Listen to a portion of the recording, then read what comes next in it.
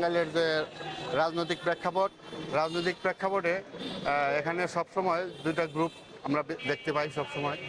তো এখন আসলে আমাদের মাননীয় প্রধানমন্ত্রীর হস্তক্ষেপে এখানে নমিনেশন প্রদান করা হয়েছিল।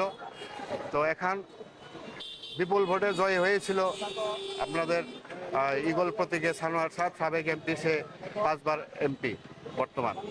তো এখন বর্তমান পরিস্থিতি গ্রুপিং তো থাকবেই, কিন্তু এটা আমরা শান্তি চাই, যে কোনো একটা সঠিক এবং সুন্দর একটা সিদ্ধান্ত চাই, যাতে সাধারণ মানুষ আতঙ্কে না থাকে। এই যে এরকম আমরা যে জীবনযাপন করার জন্য এই যে সাধারণ মানুষ এখন আতঙ্কিত হয়ে গেল, এই আতঙ্ক বন্ধ করার জন্য আমরা উপর মহলের সহযোগিতা যাচ্ছি। আমরা এখন বর্তমানে আতঙ্কে আছি।